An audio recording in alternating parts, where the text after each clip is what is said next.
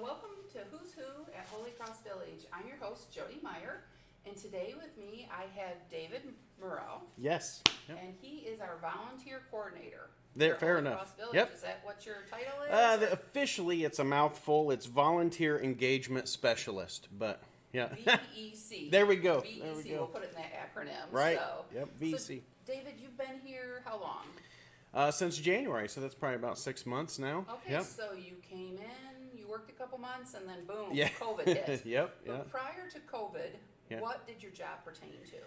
So, I'm a pastor. I'd started a church, and even before that, I was on staff at a church. So, probably for about the last 5 years before coming to Holy Cross Village, full-time pastor ministry, and still pastor in addition to do this. Okay, So, so yep. you kind of juggle a couple baskets. I do. Yep. So yep. being a pastor probably is a kind of makes you a good fit to interview potential volunteers. You probably do a lot of that at church. Yes, I actually have been real amazed at how the potential that this job just kind of calls on my natural strengths and some history that I have. Before ministry, I was also in social work for many years.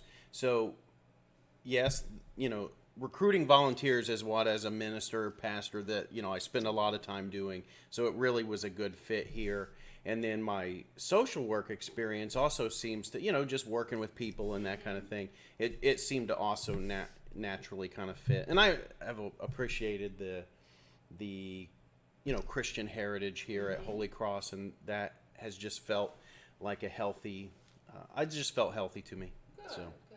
Well, prior to you coming to Holy Cross, Yeah. I handled the volunteers. Yes. On top of my other job. So Yeah. it gets to be a little tedious. Sure. What does the volunteer engagement specialist do? As far as my understanding goes now, prior 2 months. So, I recruit volunteers. That will be a significant role as we develop that. There'll be try to build relationships and continue established relationships with other organizations like Notre Dame and Holy Cross, and hopefully some other churches and organizations. So I'll be recruiting from there. There'll be also a part of connecting them to the right programs we have here if the volunteers are interested in serving at bingo or mass or whatever other array of things. And there's probably also some just to be determined development of that kind of thing. So when the volunteers come in, we don't just say, okay, Bob, you're a volunteer. What's the process Correct. that we do with the volunteers? Correct. Bring them in? Well, there's a background check to make sure that they don't have any history that would put our residents in danger. There's also a orientation or training to make sure that they understand the kind of residents, the things that they're challenging, and to make sure that they're equipped to be able to help them to some degree, but mainly when to get the staff and that type of thing. So there's an orientation, there's a background check. Also, they have to get a TB test to make sure that they're that they're healthy and they're not going to get our residents sick and that kind of thing. So it's a pretty big vetting process. Yeah. Oh, yeah. You don't just take people in off the street.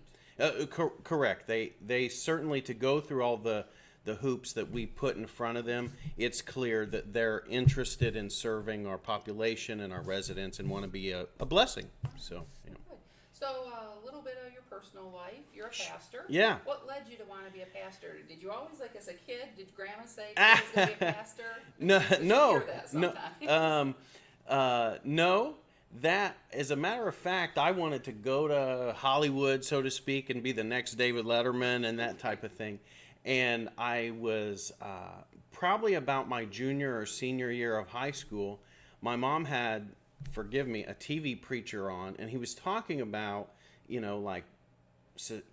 our country or society needs a man specifically. And he was using the term singular, which caught my attention, like a man to rise up and be righteous and serve people. And it was kind of stirring my heart a little bit, but I was just like, oh no, it's not me, because I'm going to go be the next David Letterman. I go to church that same day because it was a Sunday, and my pastor preaches a very similar message.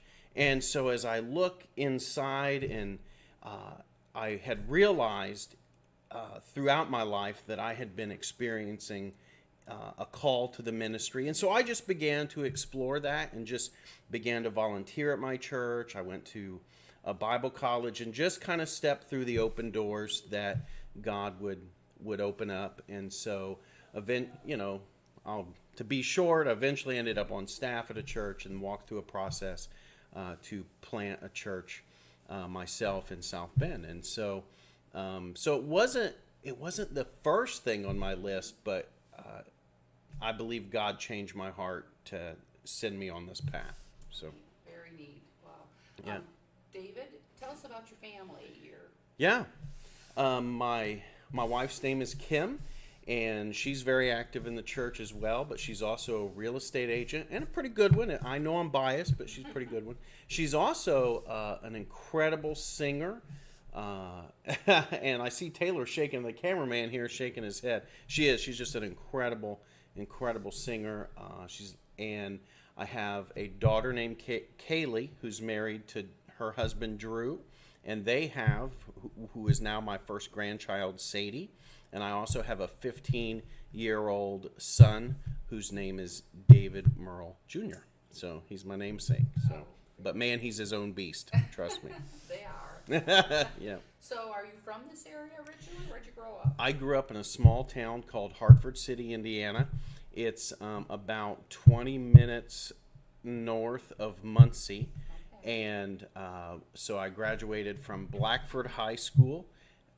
Had a good time growing up there, and but around 1995 moved up here. I had a pastor who moved to a church up here, and so I ended up kind of following him to get involved in his church up here and pursue the ministry like I had shared, and so that's kind of what brought me this way. Okay. Yeah. Well, very good. What do you like to do in your when you're not busy at church? Right. Or you're not busy here? What do you do for fun, or what's some of your hobbies? Sure. I read a lot. I don't know if that's a hobby or I'm just trying to learn. Fiction? Oh, it's fiction. Fiction, okay. Mostly on things like, self-improvement and leadership and, church topics and that kind of thing. So nonfiction. Oh, yeah, I said it wrong. Nonfiction, yeah. That's okay. Yeah, nonfiction. I play chess, do bonfires. I've started to swim to try to stay active and that kind of thing. I'm a Colts fan, so in the fall I tend to watch, some Colts football and that kind of thing. I listen to a lot of pop music. Those are probably, Okay. So during this COVID, what's keeping you busy? Bonfires and swimming. Initially, it was too cold for swimming, but before the summertime really kicked in, and we did a lot of bonfires, the family and I, and then so that just made it a little more bearable to to maybe go outside and get some fresh air. Yeah.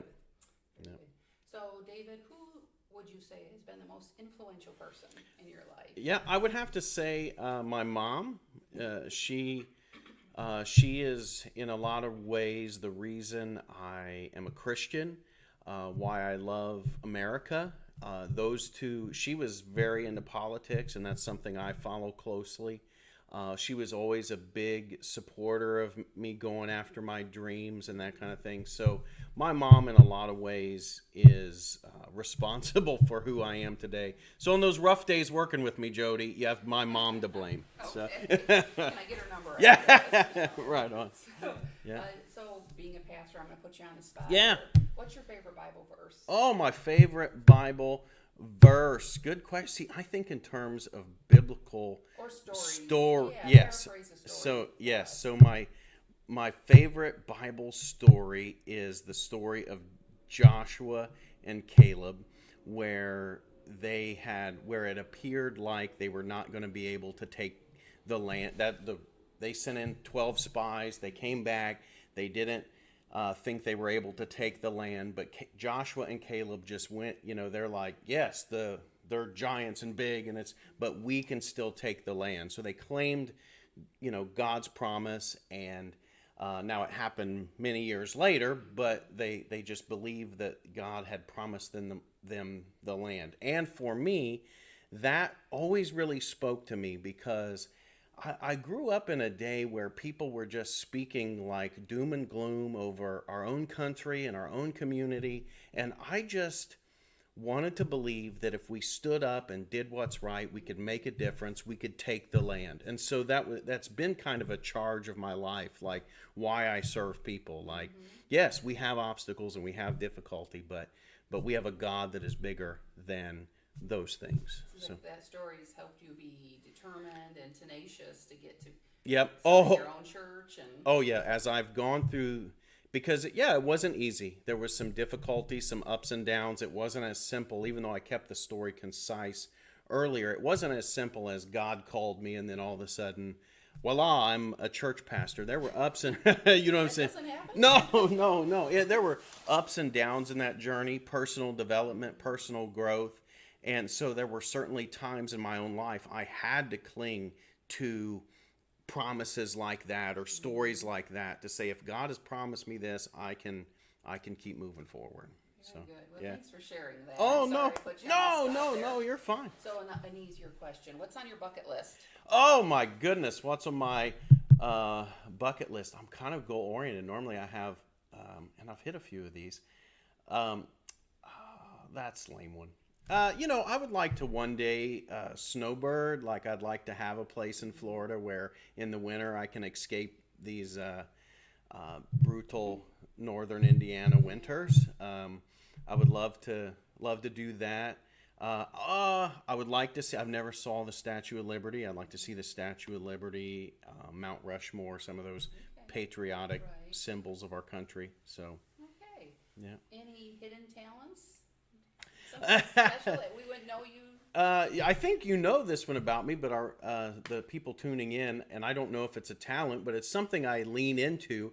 Like occasionally I'll go and do amateur night at like a comedy club or whatever and try to be funny and that type of thing. So, again, I don't know if I'm really good at it, but it's what I do as a hobby, I suppose. It's harder than it appears. Yes. Kelly and I tried that once. We tried filming it.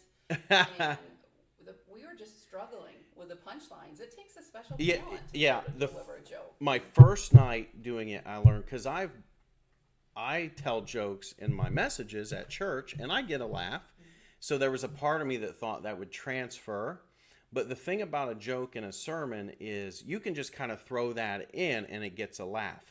As a comedian, you have to have a punchline almost every 15 seconds. So it's a whole different art, and so it's a challenge. When people are paying you to make them laugh, they expect you to be funny. So when heckle you. Exactly. Your congregation probably doesn't heckle you usually. Not too often. Okay. Not so. Taylor, do you throw tomatoes at them? No. Okay. Well, good. Yeah.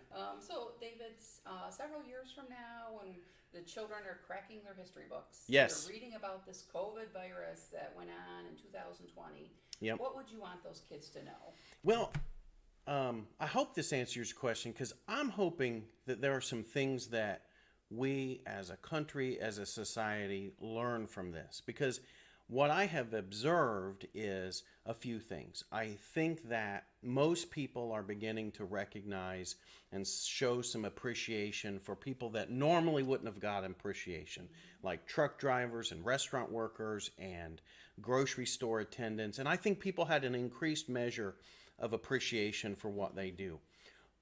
I think even social media began to get a little healthier because people were using that to stay connected. And it showed that we need each other, and we can't be distracted by all this technology. Like, we really need each other. In addition to that, I think there was a season where we also appreciated the simplicity. Like, at least in my, you heard about people taking walks or getting out game boards, or like I'd mentioned earlier, doing the bonfire. So people were slowing down. So I hope that there's things that we can look back and go, wow, society learned some lessons through that we need each other. And even with all these technologies at our fingertips, we need to still occasionally slow down, be a little simpler. And so that's what I would hope we could read in the history books, that there's some things that changed and our cultural dynamic. But we're going to make it. I think we're going to make it through, and I think that will be the real testimony. People will look back and go, you know, right. And I know that it's been a difficulty. Like, there's been different opinions and different strategies and approaches, but I think even through all that, we'll get through this, and we can look back and say we did it. And very good. Yeah. I appreciated you talking about the essential workers being the grocery store clerks. Yeah. The garbage men, the truck Yeah. drivers, because I mean, I think as a society we put a lot of emphasis on Yep. those and in these roles up here, Right. but we forget without these roles down here, Right. our society ceases to function. It showed that we all play an important role. That we are all, no matter how high up or how low down, you are all on the pay scale. Like, you play an essential role. And for some that it was a challenge. They were like really putting themselves at risk to get sick, so people could be fed. You know? Right. And, Exactly. I think about like the people at the grocery stores, and everybody comes in and touches things and breathes on things. and people were and they were dealing with a large percentage of people who were discouraged, and that had to be challenging. And ornery because they couldn't get the supplies they needed. Yeah. Very good. Yeah. Well, David, it's been great having you here with us today. Thank you. Learning a little bit more about you. Thank you. So My anything pleasure. else you